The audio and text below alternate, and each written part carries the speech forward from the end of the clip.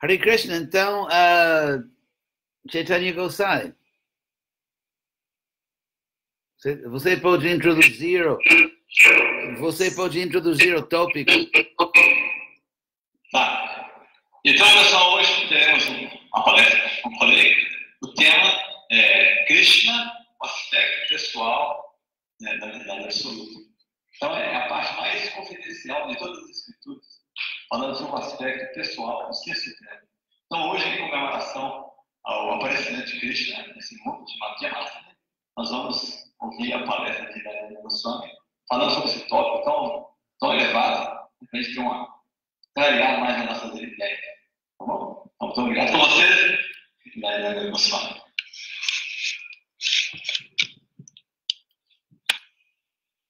Obrigado a todo mundo.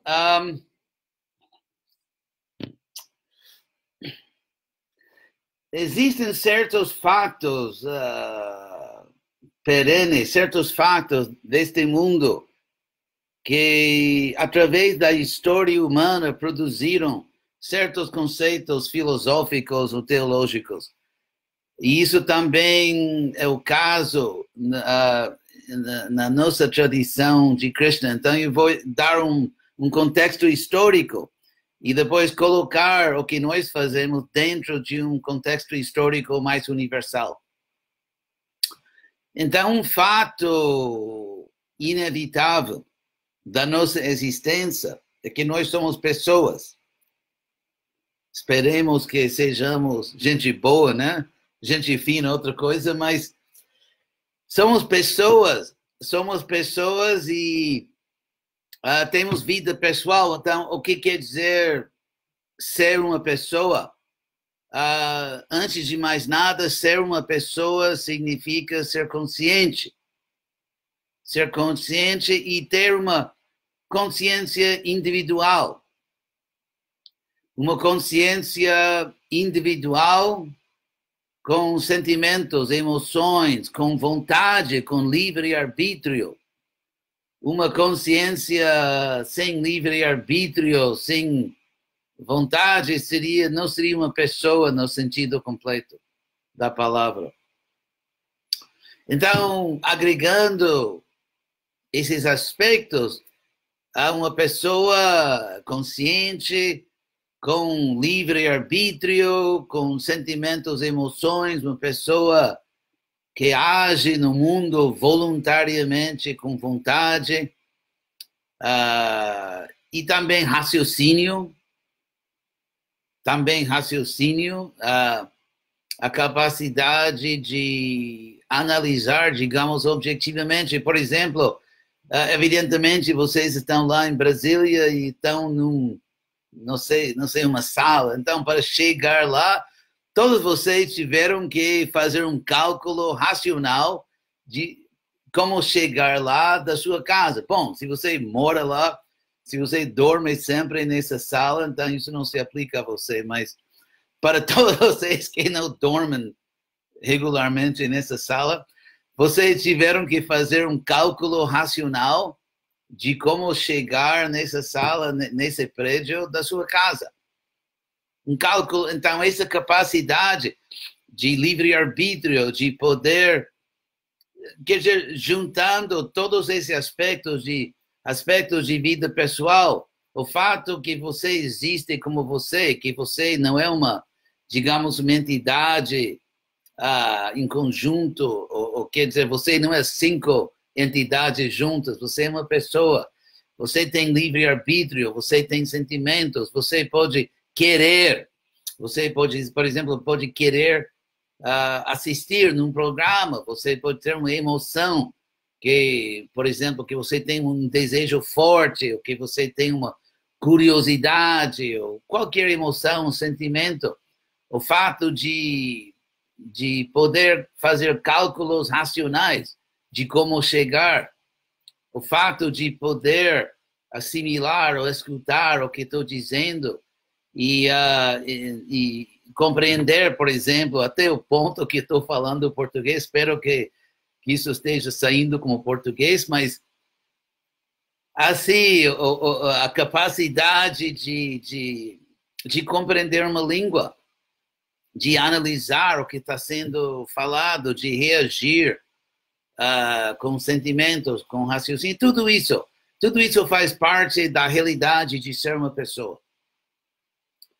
Agora, existe outro fato que podemos observar através da história humana. Isso é que os seres humanos são muito imperfeitos. Por exemplo, no Brasil, você tem... Bom, também nos Estados Unidos temos o grande privilégio e prestígio nos dois países de ter políticos muito avançados, muito iluminados. Estou brincando, obviamente. Nós temos uma entidade quase subhumana, assim, dirigindo o nosso país agora nos Estados Unidos. Então, e no Brasil tem certos probleminhas. Então, o fato é que neste mundo a vida humana, em um sentido, é cheia de esperança, de possibilidade. Podemos imaginar mundos perfeitos e felicidades ilimitadas, amor perfeito. Temos essa capacidade de imaginar, de visualizar. Porém, tem esse problema que no dia a dia a vida humana normalmente deixa muito a desejar. E é bastante comum neste mundo que você pode imaginar algo muito melhor do que você tem. Por exemplo, você pode imaginar um amor, um relacionamento amoroso muito melhor do que os relacionamentos que normalmente nós temos neste mundo. Ou podemos imaginar um lugar de clima perfeito. Bom, Brasília quase tem clima perfeito, mas em muitos lugares do mundo tem esse problema climático também. Então, devido a essa diferença, essa distância. I don't really like these arbitrary categories. Meu telefone acha que estou falando para ela, acho que estou falando para ela. Coitada, né? Então, devido a essa grande diferença entre o que podemos imaginar, o que desejamos e o que realmente temos neste mundo, a lacuna, podemos dizer, a lacuna entre o que queremos e o que temos. Muitos filósofos, em toda a história humana, chegaram a uma conclusão que a vida pessoal, exatamente a vida que nós temos, a vida pessoal é fatalmente imperfeita e nunca será uma vida que realmente satisfaz a alma. Tem tantos falhos inevitáveis na vida humana. Os relacionamentos nunca serão o que queremos. E tem esse outro probleminho que se chama morte. Mesmo se você diz que tudo bem com todos os problemas, ainda assim estou feliz com a minha vida.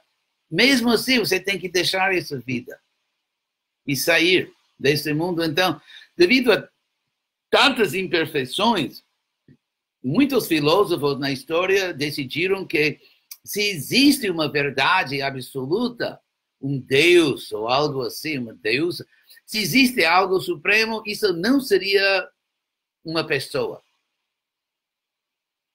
Isso não seria uma pessoa, porque a vida pessoal tem tantas falhas que um ser perfeito, uma existência perfeita, não poderia ser pessoal.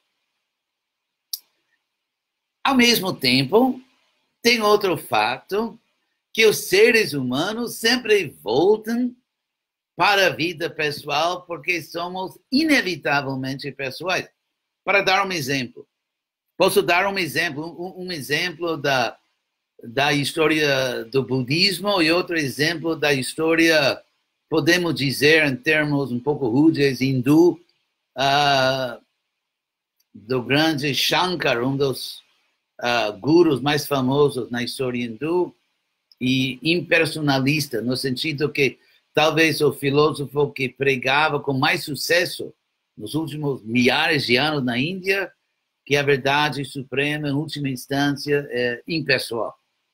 Então, no budismo, o primeiro ponto que os eruditos dizem, o que estou apresentando agora é mais ou menos o padrão, digamos, acadêmico sobre o budismo, não assim uma versão maliciosa dos Hare Krishnas.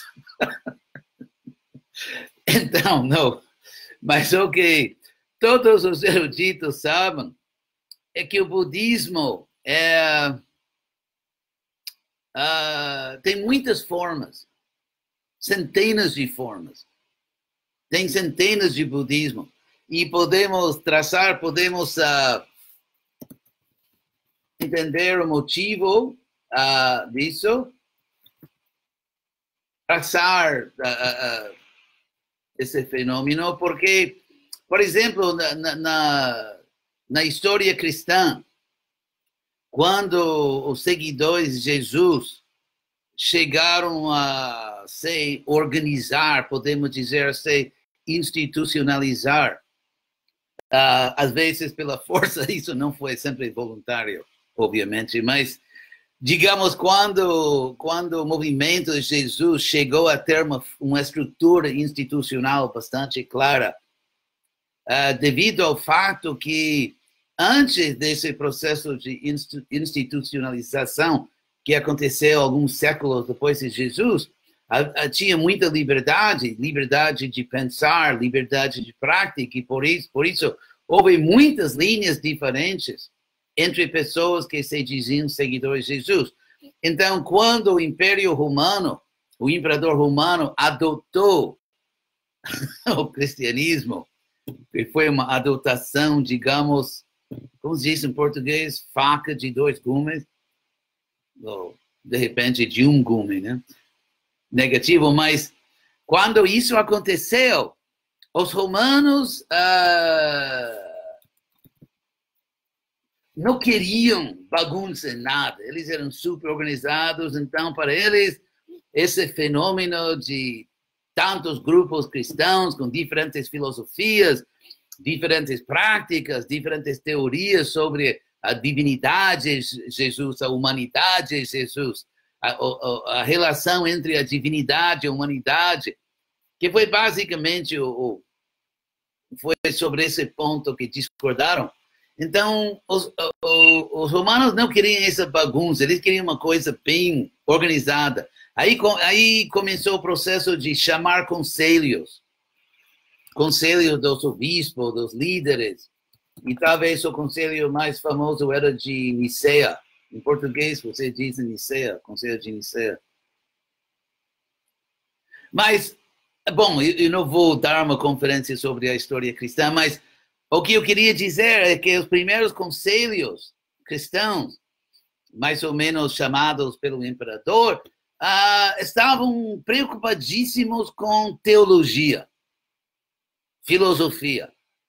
E concordaram, discordaram, brigaram, basicamente sobre filosofia e teologia. O que eu quero dizer é que no lado budista foi tudo o contrário. Existe um processo, podemos dizer, parecido, porque são seres humanos, mas tem também um pouco distinto sobre como o budismo se institucionalizou. Isso é outro processo histórico, mas o que eu quero dizer aqui é que quando os budistas, em forma análoga, e antes dos cristãos, estou sendo um pouco anacrônico, porque o budismo é mais antigo, mas quando eles chamaram conselhos para tentar estabelecer padrões e ter digamos, uma religião, um movimento mais organizado, entre os budistas, os conselhos não eram, ou não estavam preocupados com filosofia. Não estavam interessados em filosofia. Os conselhos budistas, contrário dos cristãos, estavam muito interessados em prática monástica. Porque o Buda histórico, até o ponto que podemos traçar uma verdadeira história não mitológica do Buda, ele recusou ele sempre recusava falar da metafísica, de filosofia. E é muito famoso nos estudos budistas que o Buda disse que se você como se diz em português?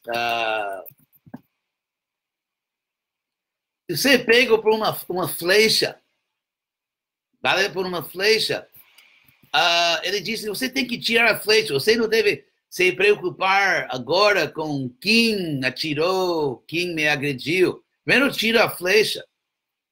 Então, assim mesmo, ele diz que você está sofrendo neste mundo e você não precisa se preocupar agora sobre como eu vim a este mundo, o que é este mundo e o que será o que está além deste mundo. Simplesmente para de sofrer praticando o budismo. É por isso que, devido a que o Buda histórico recusou, ele não queria falar da metafísica, de filosofia da existência, os primeiros conselhos só estavam interessados em prática. Mas depois de um pouco de tempo, pessoas que negavam a existência da alma, pessoas que negavam a existência de Deus, mais ou menos tomaram controle do movimento budista.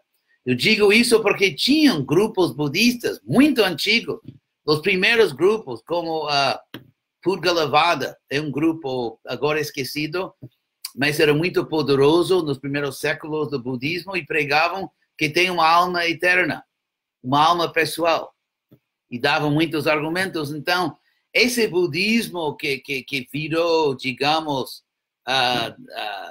pregavam que não existe Deus, não existe uma alma, não existe nada. Isso foi um desenvolvimento que não partiu diretamente do Buda. Mas eu menciono isso tudo. Eu tenho um propósito. Pode parecer que estou perdido em assuntos acadêmicos, mas meu propósito é de mostrar que quando se impersonaliza, em português seria... diz aqueles que o nadismo, que não existe nada.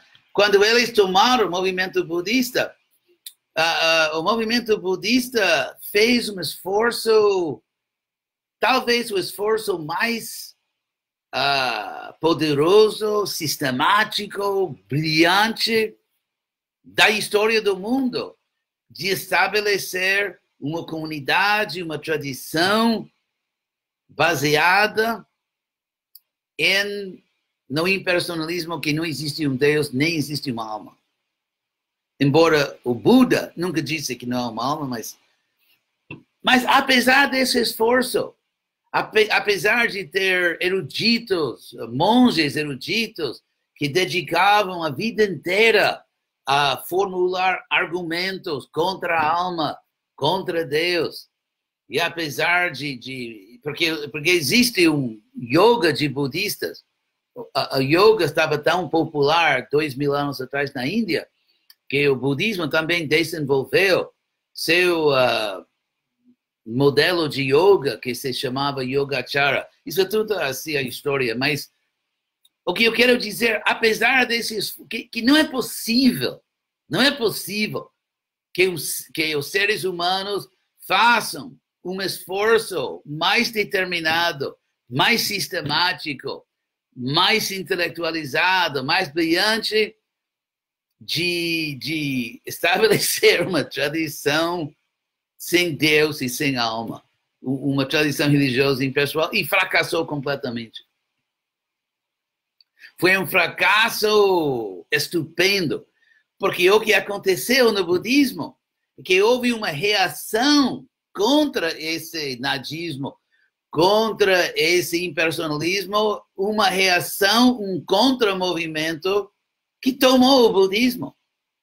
E esse contra-movimento se chama até hoje, o budismo Mahayana. E o budismo Mahayana prega que sim, que existem salvadores, que nem Jesus, né? Salvadores que vêm a este mundo, que sacrificam sua própria vida no paraíso e sofrem por nossos pecados e essas coisas. e que você pode ver domingo na televisão. Então, pregar, que se chamam os bodhisattvas, mas se você for um bom budista, você irá ao céu, ao paraíso, onde você vai ter uma vida divina e você não pode se salvar dos seus pecados, o Salvador te salva dos pecados e reencarnação.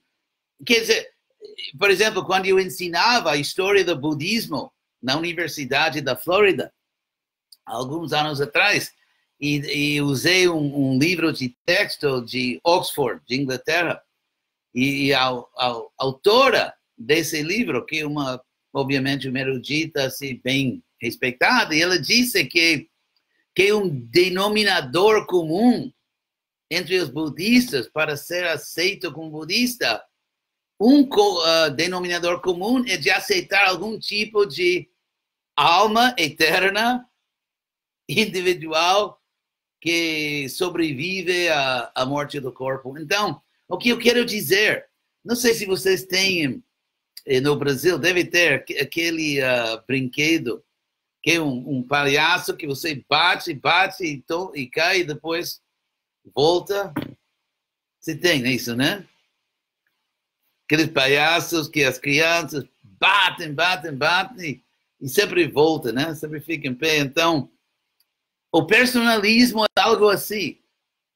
Tantos filósofos, podemos falar de filósofos impersonalistas, assim chamados cristãos, ou até nas tradições judaicas, em todas as tradições do mundo, existem os assim chamados, os autodenominados intelectuais, que estão tentando por milhares de anos de acabar com essa ideia de um Deus pessoal, mas esse conceito como esse palhaço, você bate, volta e fica em pé de novo. Então, podemos, em um sentido, fazer uma pergunta psicológica, ou psico-espiritual, filosófico, porque, apesar de milhares de anos de esforço, de pobre jovem aí preso na minha conferência, esse lá. Sinto muito, desculpa que você ficou preso. Eu entendo que para você isso deve ser quase insuportável, né? Que estou falando essas coisas filosóficas, mas daqui a pouco você vai poder comer. Desculpa isso, tio. Aguenta, só pode ser aguenta que vai terminar logo. Então,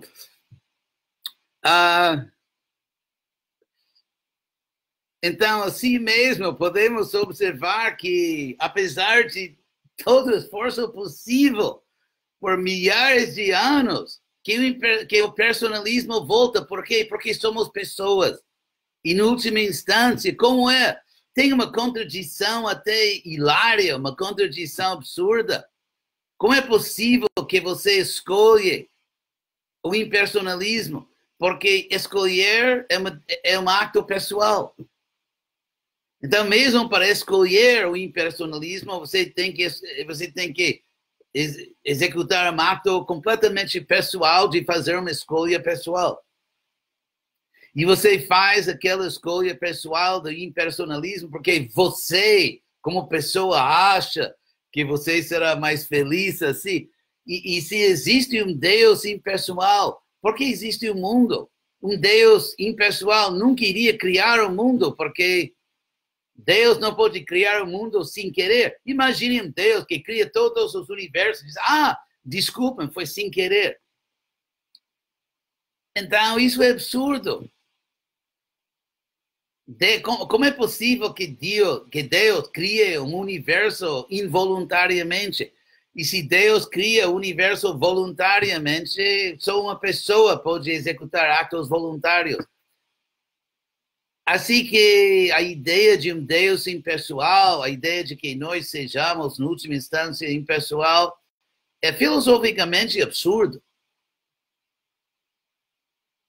É por isso que, devido a que essa ideia é tão absurda, que os impersonalistas muitas vezes falam do... qual a palavra em inglês, em português seria? Bom, dizem que que a verdade não pode ser descrita com palavras, que não posso explicar com palavras. Claro, você não pode explicar, porque para explicar com palavras, você tem que ser racional. E, na realidade, não existe uma explicação racional do impersonalismo. Isso é verdade. Se alguém aqui gostaria de tentar, vamos conversar, mas estou seguro que não é possível. Inclusive, como um filósofo notou que as pessoas que dizem que a verdade não pode ser descrita com palavras, parece que escrevem mais livros do que as pessoas que dizem que sim. Escrevem milhares de livros com milhões de palavras, dizendo que não pode escrever a verdade com palavras. E um exemplo, eu lembro que quando eu era jovem, bom, eu devo dizer mais jovem, né? Mas quando eu era bem mais jovem, no ano mais ou menos 68, bem mais jovem. Meu Deus, 50 anos atrás.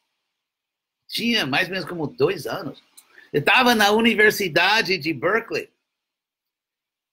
Eu lembro que eu fiz um curso de literatura alemã do século XX. E o professor era bonzinho, era um jovem alemão. E em inglês, a gente lia novelas de Alemanha em inglês. Então, um livro que a gente leu, eu lembro, era Siddhartha. Esse livro, Siddhartha. Eu lembro que o professor, que ele riu muito do livro. Eu tinha, meu Deus, tinha 19 anos, não entendia nada. Obviamente, um garoto com 19 anos é clinicamente louco, né? Como sabemos. Então, mas eu lembro que o professor ria muito, fazia gozação do livro, porque ele diz que Siddhartha diz que a verdade não pode ser, você não pode falar da verdade com palavras. E ele explica isso com palavras nesta página. E fala a mesma coisa com palavras, que não pode usar palavras, nessa outra página. Eu lembro que ele fazia gozação assim da ideia de usar tantas palavras para dizer que não pode usar palavras. Então, Prabhupada também dava outro exemplo, eu acho um pouco macabro, mas um bom exemplo, que, por exemplo, se você tem uma dor na mão, sua mão está doendo muito, uma solução seria talvez cortar a mão, mas Prabhupada diz que é muito melhor tirar a infecção, tirar a dor da mão e não cortar a mão. Então, agora mesmo, nossa vida pessoal está doendo, porque temos tantos desejos frustrados, quase todos. Então, é a natureza deste mundo material, que temos muitos desejos frustrados e esperanças que jamais serão realizadas, e amigos que não apreciam o suficiente a nossa bondade, e um governo que nem falar. E assim mesmo. Um mundo que hoje em dia está nas mãos de malucos. Inclusive tem uma pessoa clinicamente louca, estou falando sério agora, na Casa Branca. E, inclusive tem várias pessoas até inteligentes, preparadas, que comentam, que dizem que isso já é uma coisa clínica, que coitado, né? Coitado da nação, eu devo dizer. Eu não sabia que tinha tantas pessoas loucas neste país. Eu sabia que tinha, mas eu não imaginava que tinha tantos. Então, mas este mundo é tão difícil mas existe uma vida pessoal perfeita. Nossa verdadeira existência como almas é perfeita. Existe uma pessoa perfeita. A palavra Krishna em sânscrito é uma raiz verbal que significa atrair. Então, por exemplo, em português, isso funciona em português linguisticamente. Se você pensa na relação entre duas palavras, tração, você diz em tração como trator, como tração animal, tração motorizada, essas coisas, e daí atração, por exemplo, você é atraído. Então, qual é o relacionamento? Também em inglês, attraction e traction, ou em alemão, Ziehung e Anziehung. Em muitas línguas funciona, porque atração é simplesmente tração mental. Se algo atrai, assim como um trator puxa como se chama, arado. Então, assim mesmo, uma coisa é atraente exatamente quando puxa a mente. Por exemplo, a beleza, você não decide intelectualmente de ser atraído por uma pessoa muito bela. Sua mente é simplesmente puxada espontaneamente. Ou quando você vê uma coisa bem poderosa. Eu lembro uma vez, há quantos anos atrás? Nem não posso imaginar, 25 anos atrás, ou algo. Eu estava no templo de Los Angeles, Califórnia. E o templo está quase numa avenida de muito trânsito, Venice Boulevard. E embaixo da rua corre uma, como se diz em português, uma linha de gás. Uma linha de gás e aconteceu uma coisa e estourou assim a linha e de repente houve uma explosão enorme, era como um terremoto. E uma chama, um fogo enorme foi assim para o céu, um fogo que tinha, quanto seria em português? Mínimo de 30, 40 metros, 50 metros, como algo bíblico, um pilar de fogo. Foi exatamente assim, que nem a Bíblia, né? O Velho Testamento foi realmente um pilar de fogo. Eu sentia que estava, de repente, preso em Sodoma, Gomorra, mas é interessante que foi uma exibição de poder natural tão forte que Deus, gente de Los Angeles, que tem muito orgulho, que já vimos tudo, que nada nos perturba, são muito cool, são super cool, eles definem cool. Mas é interessante que, inclusive, outro lado da rua tem um estúdio de filme de Sony, eles fazem um filme lá, outro lado dessa rua. Mas centenas e centenas de pessoas saíram das suas casas e empregos e ficavam na rua a uma distância, obviamente, completamente, em português, não sei se tem essa palavra, hipnotizados, sim, por esse poder, porque um pilar de fogo mesmo, 40 metros, algo assim, pilar de fogo, e eu lembro que tinha muitos helicópteros e inclusive a polícia tomaram temporariamente um prédio do templo como sede, né? E estabeleceram uma sede policial de comunicações, helicópteros e tudo. E era um evento importante na cidade.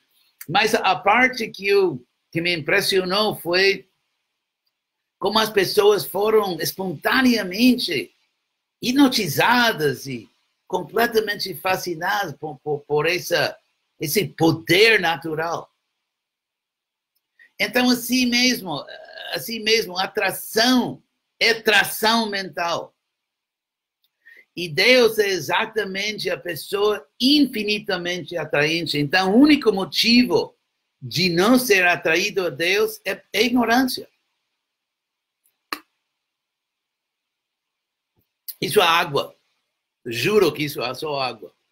Não acredita na fofoca.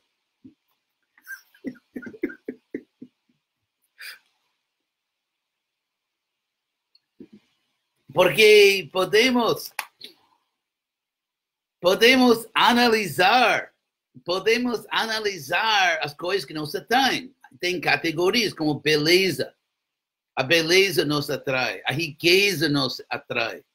Mesmo que você goste de ricos ou gosta de odiar os ricos, mas todo mundo está atraído. E poder, como eu disse, poder, riqueza, beleza. E tem inteligência, uma pessoa super inteligente atrai.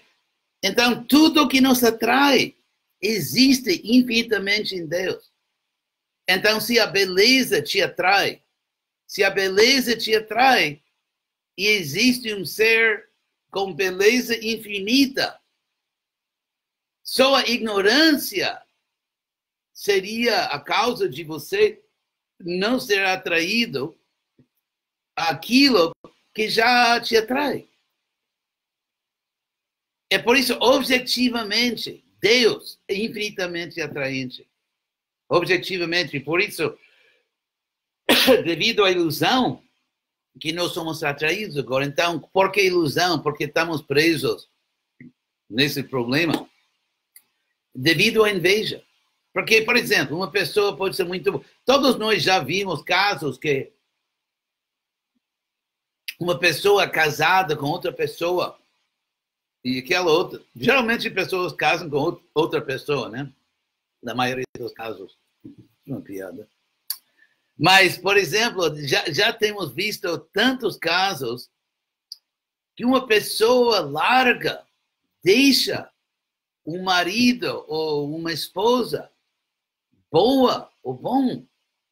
É uma coisa, e ninguém entende, mas você tem uma boa esposa. Ou você tem um bom marido e não consegue apreciar. E muitas vezes sofrem depois, por sua ignorância. Então, podemos observar que muitas vezes as pessoas não entendem, em forma racional, seu próprio autointeresse. Todo dia as pessoas fazem coisas completamente contra seu autointeresse racional. Isso é comum demais, como os americanos, por exemplo. Então, mais um exemplo, no Brasil também podemos compartilhar nossa miséria, né? Nossa miséria política. Mas, nesse caso, podemos dizer que o ato mais chocante de agir contra nosso autointeresse racional é de renunciar a Deus. Isso é um ato perfeitamente irracional e contra nosso autointeresse. E por isso, em consciência de Krishna, Buddhi Yoga, Krishna muitas vezes em Bhagavad Gita chama este processo Buddhi Yoga, que significa o caminho espiritual, yoga, do raciocínio espiritual. Então, é movimento inteligente. Bom, para os inteligentes, não é? Também, consciência de Krishna, qualquer processo pode ser transformado em algo ininteligente pelos ininteligentes, mas em boas mãos, digamos, estou tentando ser diplomático, em boas mãos, o movimento para a consciência de Krishna é um processo bem racional. Então, hoje em dia é o dia do aparecimento de Krishna. Então, vamos cantar parabéns para você e para Krishna, tá? Quem canta bem entre vocês tem um cantor? Cantora? Quem? Vem para frente, vem para frente.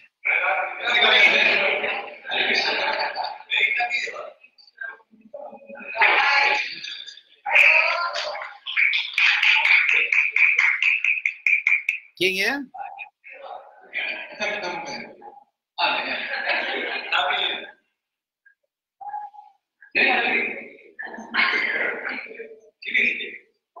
Hare Krishna.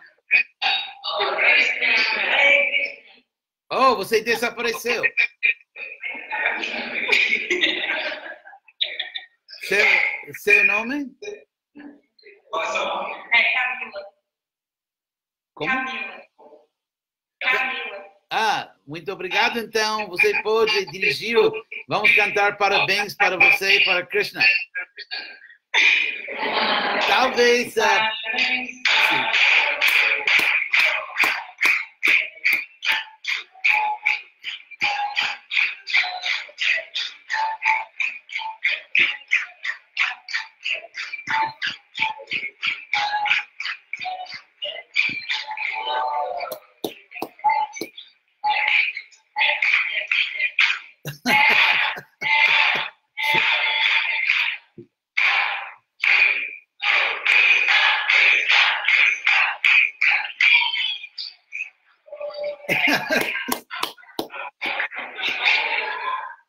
Obrigado, bem feito. Agora, se tiver qualquer pergunta. O que é uma pergunta? Se alguém manda. Uma pergunta qualquer. Pensa um pouquinho, tem uma pergunta. Eu só estou pensando.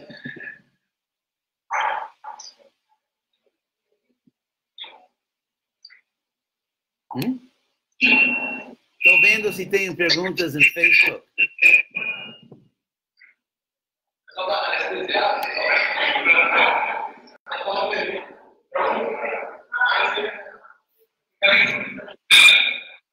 Tem uma pergunta aqui.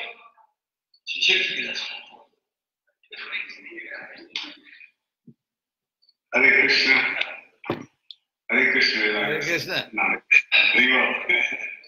Eu não sou português, brasileiro, sou inglês holandês, então.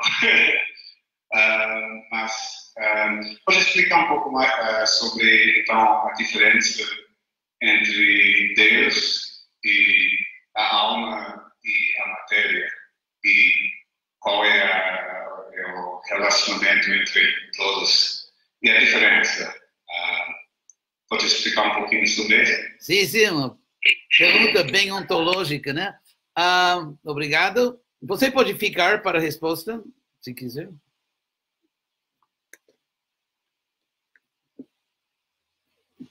Porque qualquer coisa que não esteja claro, você só precisa botar outra moeda e eu explico mais. Então, o que você mencionou, Deus, a alma e a matéria, são as três categorias fundamentais de existência.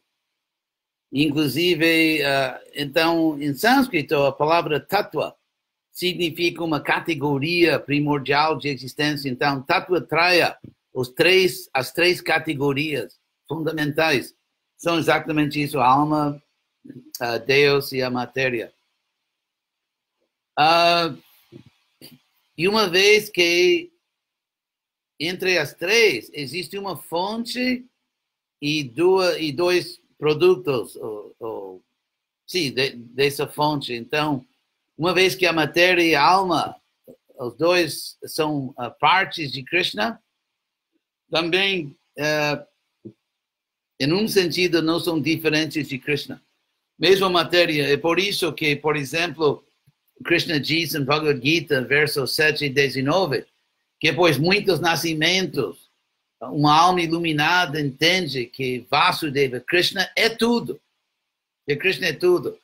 E Arjuna diz em Bhagavad Gita, ele diz para Krishna, Arjuna, que Sarvam Samapnoshi Tatosi Sarvam, que seria em português... Okay, what would you like to translate? Meu telefone acha que estou falando para ela. Sinto muito. Então, Arjuna fala para Krishna que você abrange tudo e por isso você é tudo. Mas nesse ser tudo existem categorias, existem diferentes aspectos. Por isso podemos dizer que somos um aspecto da verdade absoluta de Deus porém, um aspecto com livre-arbítrio. Krishna eternamente nos dá livre-arbítrio. Um poder, podemos dizer, divino. Porque se fazemos a pergunta em que sentido nós mais nos assemelhamos. Estou fazendo uma conferência com o Brasil. E vou falar depois. É Pálaca. Nós assemelhamos a Deus no sentido de ter livre-arbítrio. E, obviamente, você não pode ter livre-arbítrio sem ter consciência. E seu arbítrio não seria livre se você não tem inteligência suficiente para entender as opções. Por exemplo, se você, por exemplo, se bate na cabeça de uma pessoa com um martelo, a pessoa cai inconsciente, aí você fala para essa pessoa, agora escolhe. Então, é como Henry Ford, que inventou, pelo menos, inventou o carro Ford, né? Então, ele é muito famoso que quando ele que mais ou menos inventou essa produção em massa, e ele é famoso que disse para o público que você pode comprar meu carro com qualquer cor, com tal que seja preto. Então, assim, se você vai num restaurante e ele não tem cardápio, e você pergunta, mas o que vocês oferecem? A gente não vai falar isso. Então, livre-arbítrio, a palavra filosófica implica, mas em inglês a palavra entail significa algo logicamente requerido, logicamente exigido pelo caso. Por exemplo, se eu falo de um quadro, então, tecnicamente, se falo de um quadro, então isso implica que o espaço interior do quadro tem 4 ângulos de 90 graus. Isso é geometria. Né? Geometria faz parte, né, da cultura védica. Então, por isso que assim como falar de um quadro significa falar de uma figura geométrica cujo espaço interior tem 4 ângulos de 90 graus. Então, assim mesmo, falar de livre-arbítrio significa implica um ser racional e consciente e racional. E por isso de nós existirmos como seres individuais, conscientes, racionais, isso é divino. Uma qualidade divina. E por isso, negligenciar ou simplesmente desperdiçar essa qualidade divina, não escolhendo a verdade suprema, uma perda ilimitada. É o pior abuso possível dos presentes divinos que nós temos. A matéria, coitada, como Krishna explica no Bhagavad Gita, não tem consciência. Então, ninguém deve querer ser matéria, porque matéria é matéria, né? E por isso Krishna diz que ele descreve a matéria como Bina Prakriti, minha energia separada, por ser inconsciente. Tá bom, então? Sim, professor. Sim. Só uma perguntinha. Pelo mesmo preço, né? Se a matéria também é espírito, o Brahma? Não. Porque como Ok. essa qualidade, porque às vezes fala que é a mesma qualidade, mas também fala que é uma qualidade inferior. Então, só... Não, boa pergunta. Boa pergunta. Por exemplo, nós temos esse aforismo famoso, Sarvam Kalvidam Brahma. De fato, tudo isto é Brahma. Então, esse relacionamento de diferente e não diferente, Veda, também é verdade no caso do relacionamento entre a matéria e alma, ou matéria e Deus. Porque, num sentido, porque a matéria é simplesmente energia de Deus. Então, nesse sentido, tudo que existe dentro de Deus e a partir de Deus e devido a Deus.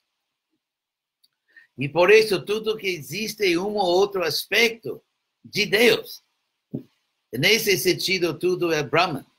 Porém, Krishna cria ou manifesta eternamente uma energia sua inconsciente, privada de certos aspectos seus. Então, assim mesmo, num sentido, tudo é Brahman, tudo é Krishna, Vasudeva Sarvam, Sarvam Kalvidam Brahma. Mas, por outro lado, obviamente, eu não gostaria de ser uma pedra, porque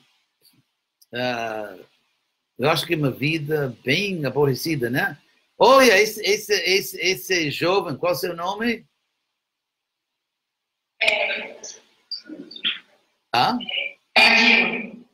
Como? Prazer. Imagine que ser uma pedra seria mais aborrecida do que esta conferência. Imagine. Imagine se de repente você ficasse uma pedra, você iria rezar para voltar a este programa. Imagine. Então, sim. Tem mais perguntas. Obrigado. Hare Krishna. Haribol. Haribol. Meu nome é Carmita e eu estou começando agora a consciência de Krishna, não conhecia. A minha origem é católica, apostólica e romana, fui criada na igreja católica. O senhor mencionou Jesus Cristo. E a gente sabe assim, que no Evangelho de Cristo, Jesus Cristo é chamado Deus de Pai. Na casa do meu pai, há várias moradas. Eu queria saber se esse Deus, se esse Pai que Jesus Cristo mencionava era Krishna, se existe, qual a relação entre Jesus Cristo e Krishna? Se é que existe alguma relação entre os dois? Sim, claro que sim. Boa pergunta, obrigado. Fica aí. Bom, tem muita coisa a falar. Então, para ser breve, basicamente, se quando Jesus fala de si mesmo, se você acredita, e quando Krishna fala de si mesmo, se você acredita, você vai chegar na verdade. Os problemas começam quando as pessoas ignoram o que Krishna ou Jesus falam de si mesmos e imaginam outra coisa. Isso é o problema. Por exemplo, no quarto século, os anos 300, o mundo cristão, digamos, dividiu-se em duas partes, duas facções, como se diz, em conflito. E porque, finalmente, né, escapou. Foi elegante, né, como escapou aí. Então, no mundo cristão, e também tinha outros dois variáveis, que o Império Romano estava dividido em duas partes. O Império Ocidental, sediado em Roma, e o Império Oriental, sediado em Constantinopla. Então, com os 4 fatores, bom, é toda uma história interessante que não tem tempo para contar agora, Mas o ponto relevante aqui é que um grupo eram os trinitarianos, que diziam, bom, a doutrina da Trindade. É interessante que quando essa doutrina da Trindade foi promulgada ou pregada pela primeira vez, quase todos os bispos mais eruditos, importantes da igreja no mundo, que só tinha uma igreja. Não tinha protestante, não tinha igreja ortodoxa no Oriente, romano, só tinha uma igreja. E quase todos os obispos mais importantes, eruditos, diziam, nada a ver. Isso não tem nada a ver. Trindade. Então, a doutrina foi rejeitada. Por exemplo, São Agostinho, outro caso, outro dia. Mas Agostinho, uma figura... Tem muito a falar sobre Agostinho, sua vida, mas ele escreveu vários volumes defendendo essa doutrina da Trindade, e mesmo na defesa, ele admitiu que Jesus nunca pregava isso e não está na Bíblia. Mesmo o defensor admitiu isso. Então, tem muito a falar, mas estou tentando ser breve aqui. Então, por outro lado, então isso foi a metade do mundo cristão. Por outro lado, tinha outro grupo que era a metade do mundo cristão, que se chamava os arianos, porque seguiam, não porque vieram da Índia, mas porque seguiam um sacerdote italiano chamado Arius. Então, por isso os arianos. Os arianos que humildemente tinham razão, e na história de quem é, como se diz português, herege, quem é herege, quem é fiel, minha opinião é que muitas vezes os bons perderam na luta política. Mas os arianos, que eram a metade da igreja, eles pregavam que se queremos entender a identidade de Jesus, temos que simplesmente escutar Jesus e levar a sério o que ele fala sobre si mesmo. E o que observamos no Novo Testamento é que sempre quando Jesus fala dele mesmo em relação a Deus, ele se apresenta a si mesmo como servidor e Deus como superior.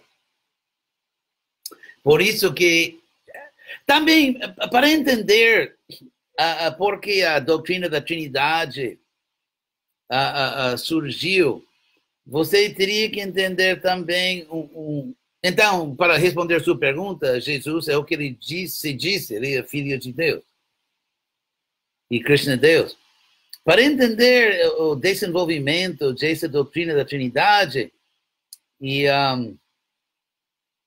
você tem que entender uma mudança demográfica dramática na igreja.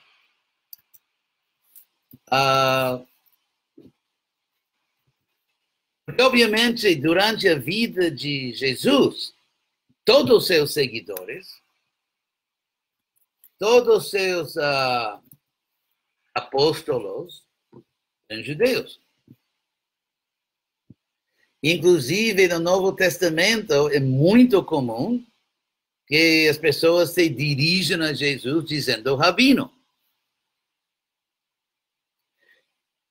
A palavra cristianismo é uma palavra que veio bem depois.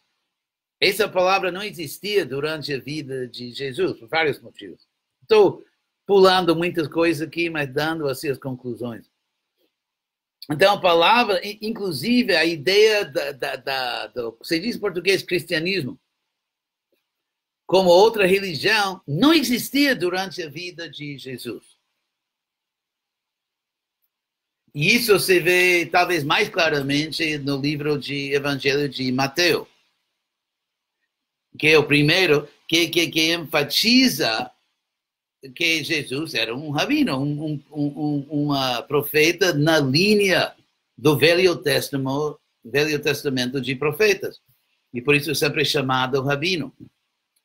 E sabemos que Jesus existia, porque temos uma como se diz, em português seria uma reportagem de terceiros, que são historiadores humanos.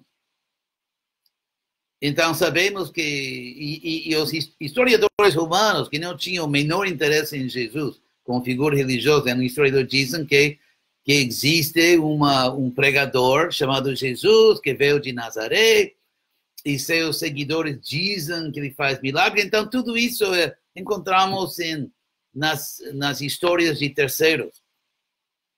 Mas é também interessante que eles descrevam o movimento de Jesus como um movimento judaico.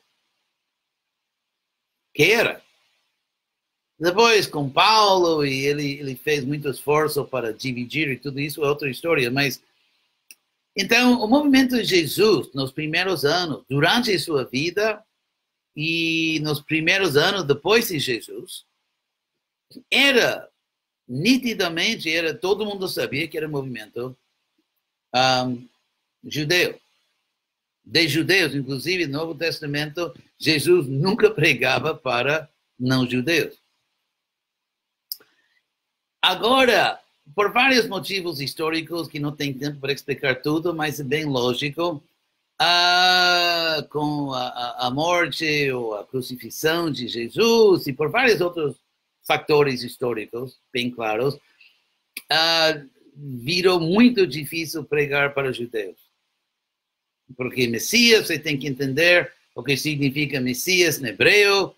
A palavra Messias em hebreu não é, em primeiro caso, um termo religioso, um termo político-militar, e também religioso, por isso que Jesus era chamado rei, né? Rei do mundo, porque Messias era um termo político, até militar. E quando Jesus aparentemente perdeu, não assim, derrubou o poder romano, ele não foi aceito como Messias. Tem várias coisas, mas, em poucas palavras,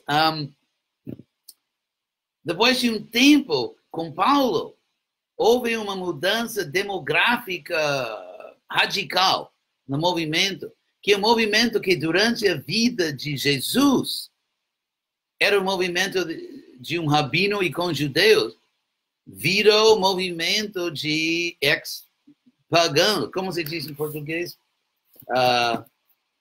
Pagãos, de pagãos. E os pagãos, porque Paulo, né, atraiu os pagãos, isso foi contribuir. Paulo, outra história para outro dia, Paulo, mas sem querer ofender a cidade brasileira, mas com Paulo mais ou menos transformou o movimento de um movimento judaico para um movimento de pagãos. E como sabemos, como se diz, a maçã, tem um ditado em inglês muito comum, que a maçã nunca cai longe da árvore. Então, os pagãos, quando tomaram completamente, Paulo morreu, Pedro morreu, todo mundo foi-se, e os pagãos ficaram donos do movimento de Jesus. E em pouco tempo eles paganizaram o movimento.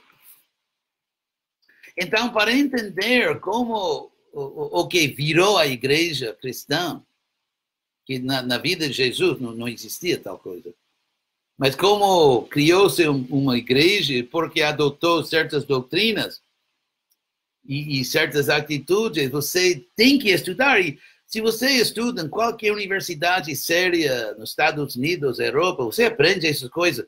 O que estou falando agora não é a minha teoria como guru divino, não. Estou falando o que você aprende em qualquer boa faculdade com eruditos que são respeitados entre outros eruditos. Então, nas mãos dos pagãos, eles criaram uma igreja e, por exemplo, os pagãos estavam muito confortáveis com politeísmo. Os judeus não. Então, quando uma doutrina de Trindade era inconcebível durante a vida de Jesus, quando todos os seus seguidores eram judeus. Era completamente inconcebível. A ideia de que Jesus fosse Deus era inconcebível. E ninguém que vivia com Jesus, ninguém que conheceu pessoalmente Jesus, pregou que Jesus é Deus. As únicas pessoas que pregavam que Jesus é Deus são ex-pagãos que nunca conheceram Jesus pessoalmente. E que vieram de tradições nas quais o politeísmo era normal. Outro aspecto do paganismo, se diz em português paganismo,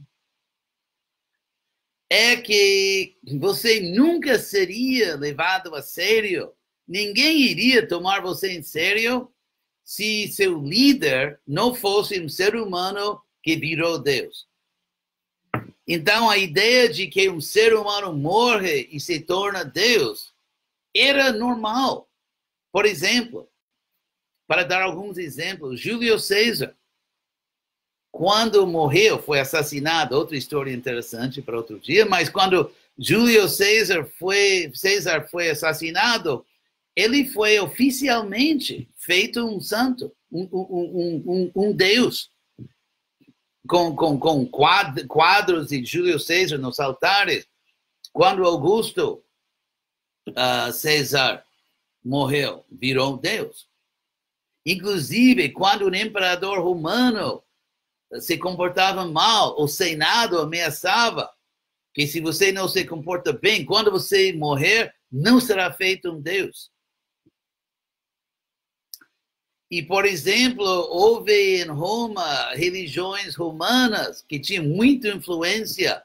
História do Filho de Deus, que veio para a terra, morreu por nossos pecados, e depois subiu para o céu, depois de tantos dias, e que agora quem acredita nisso será liberado dos seus pecados. Isso já existia. Entre os paganos, já eram ideias populares. Então, nas mãos dos paganos, criou-se uma igreja. Inclusive, a igreja fabricava novas doutrinas tão rapidamente que eles tiveram que inserir no último evangelho, o evangelho mais recente, uma justificativa. Porque essas pessoas obviamente reclamavam. Durante a vida de Jesus, por exemplo, no Novo Testamento, cada vez que o Novo Testamento diz que Jesus fez tal coisa porque foi dito que alguém faria tal coisa, ou Jesus falou porque foi dito que alguém iria falar isso. Porque o Novo Testamento constantemente tenta mostrar que Jesus está preenchendo profecias. E todas as profecias são do Velho Testamento. Então, cada vez que o Novo Testamento diz que Jesus fez porque foi dito que alguém faria, se refere ao Velho Testamento. Então, o Velho Testamento era autoridade para a jovem comunidade cristã.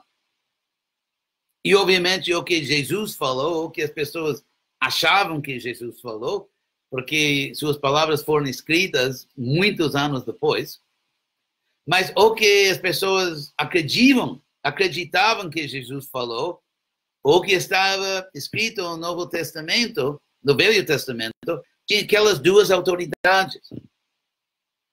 Então, por isso, quando surgiam novas doutrinas que não estavam no Velho Testamento, nem foram pregadas por Jesus, houve um problema.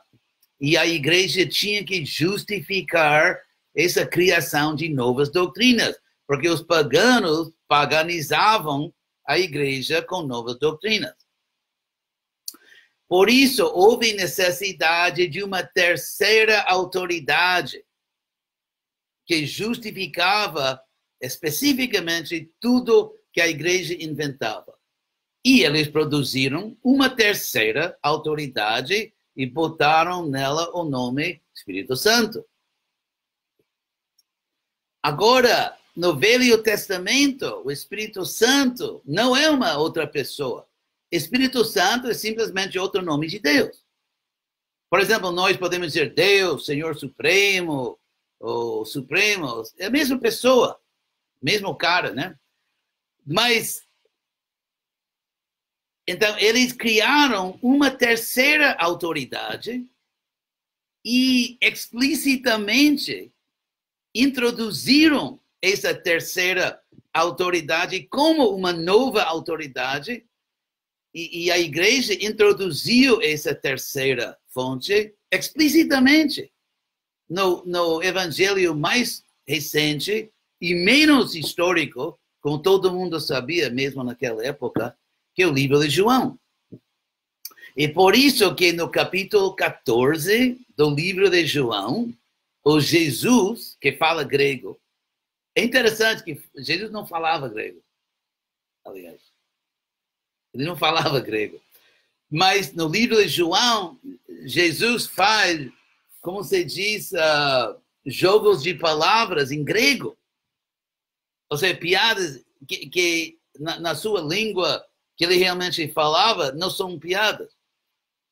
Então, o livro de João, de muitas maneiras, muda a história conhecida dos 3 outros evangelhos, como o dia da última cena. Tem muitas coisas que o livro de João é o livro menos preocupado com história precisa.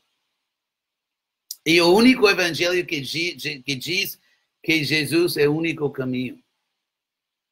Interessante. O único livro que diz que Jesus é o único caminho é o evangelho que, mesmo quando foi escrito, todo mundo sabia que mudava a história conhecida. E nesse livro, no capítulo 14, o Jesus, falando grego, diz que, olha, meus seguidores, se no futuro, um livro escrito no presente, mas fingindo que é Jesus falando do futuro. No futuro, se a igreja falar coisas que você nunca ouviu de mim, e você nunca ouviu do Velho Testamento, não se preocupem, porque isso é uma terceira autoridade, o Espírito Santo, que está falando. Então, a igreja criou uma terceira pessoa, o Espírito Santo, que só fala, a boca do Espírito Santo é a igreja. Então, a priori, tudo que a igreja inventa, tudo que fala, é Jesus falando. É por isso, quando as pessoas me perguntam se acreditam em Jesus, eu digo que sim, Jesus sim, mas as outras coisas, a gente vai conversar. Então, eu estou dando assim, uma explicação bem resumida, porque não dá tempo, mas Jesus sim, eu gosto muito de Jesus. As outras coisas, prefiro cantar Hare Krishna. Obrigada. Alguém tem uma pergunta? Estaria muito satisfeito, né? Pergunta. Satisfeito com essa explicação. Bom, tudo bem, então, vamos... Tem outra pergunta?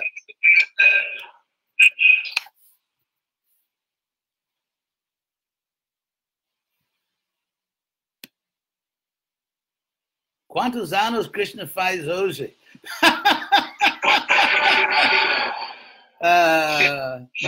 Muitos anos. Hare Krishna.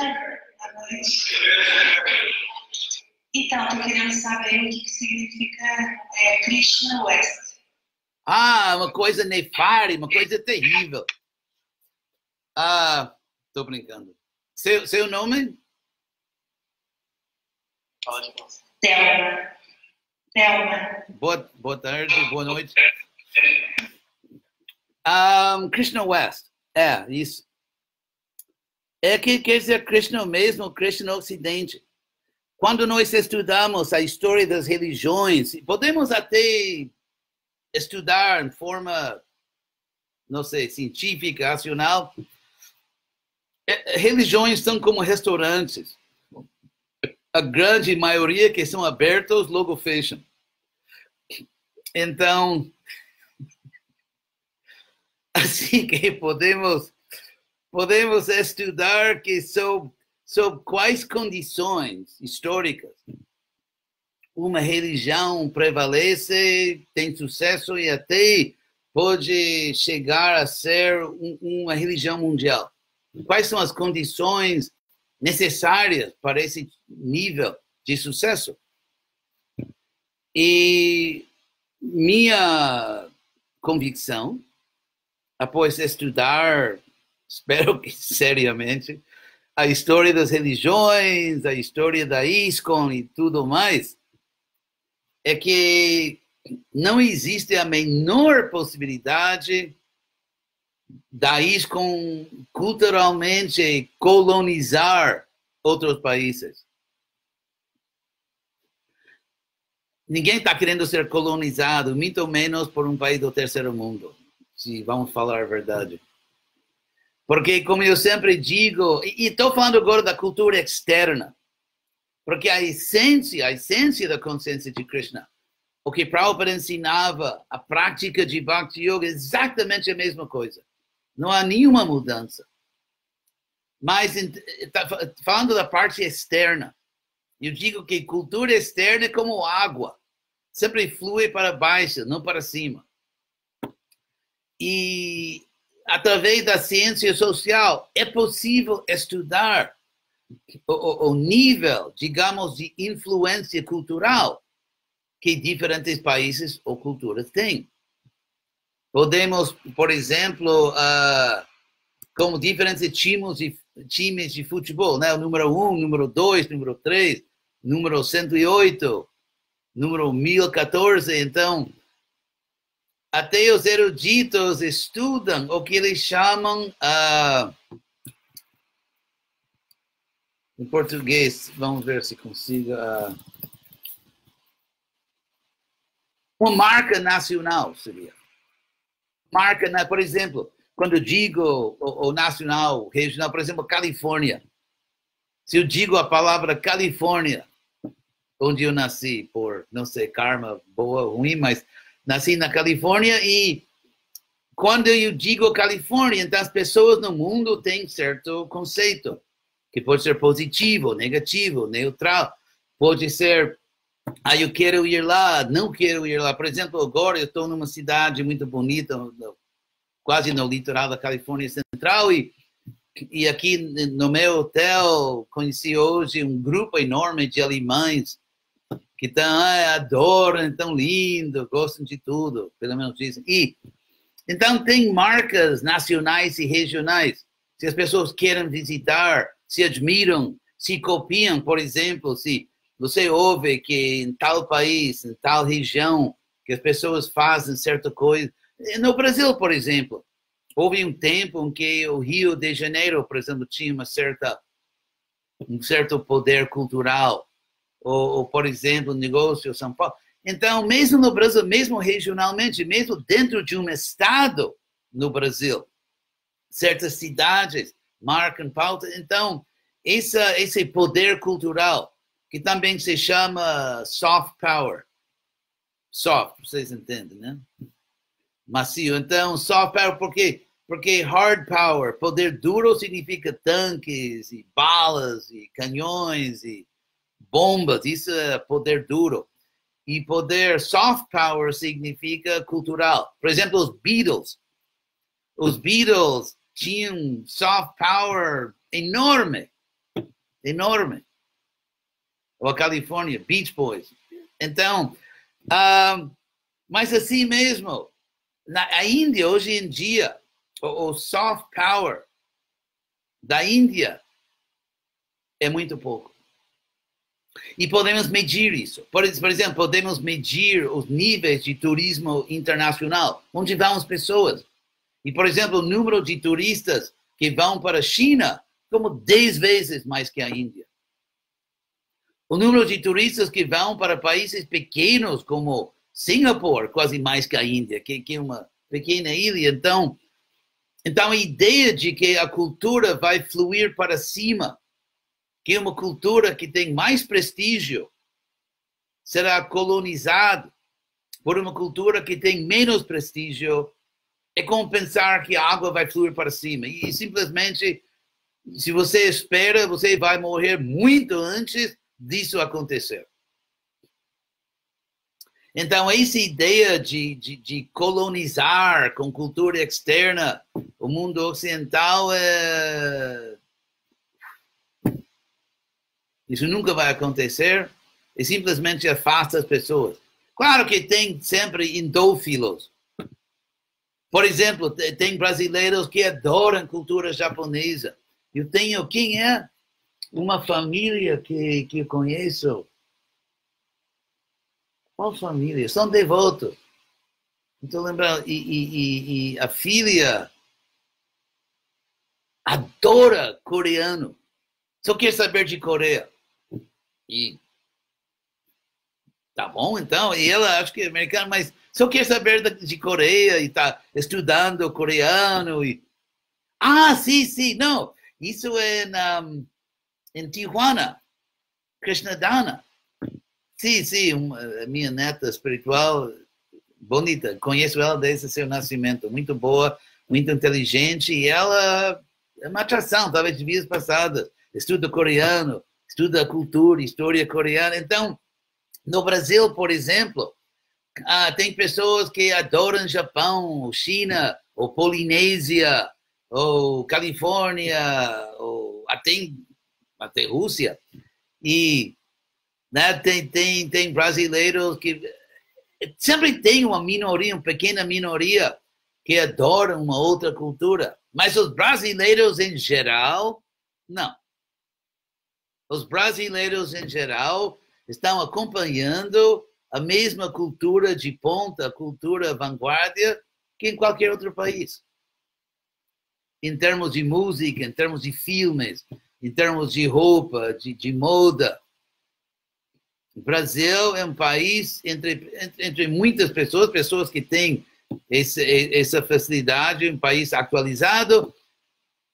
Se eu vou ao Brasil, por exemplo, e encontro as mesmas modas, pessoas vestem, jovens, música, filme, igual, Estados Unidos, qualquer Europa, é cultura mundial já, global. Então, a ideia de que essa cultura de ponta, essa cultura de maior prestígio, que todo mundo está seguindo, vai ser substituído pela cultura antiga ou recente de um país da Índia. Isso é eu acho que isso é uma ilusão muito forte. E por isso, uma vez que os nossos grandes acharyas, mestres e as escrituras dizem que temos que preservar a parte essencial, mas os detalhes externos dá para modificar, já estamos fazendo isso. Estamos seguindo estritamente os grandes mestres anteriores às escrituras e simplesmente ajustando detalhes externos, superficiais, no sentido literal, na superfície, para facilitar a aceitação dos princípios que são realmente importantes. Isso é Krishna West.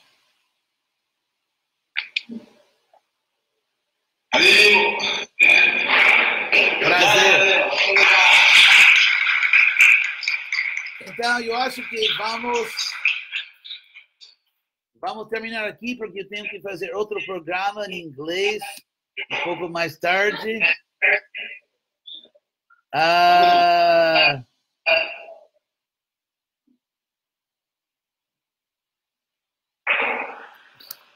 Sobre o Espírito Santo, que alguém fez um comentário. Existe no Velho Testamento o termo Espírito Santo, mas não como outra pessoa. É simplesmente o nome de Deus. Tá bom, agradeço a todo mundo. E foi um prazer para mim. E tudo de bom para vocês. Hare Krishna. Obrigado. E em Facebook. Obrigado a vocês também. E graças a todo mundo. Hasta luego. Até logo. See you soon. And we end it.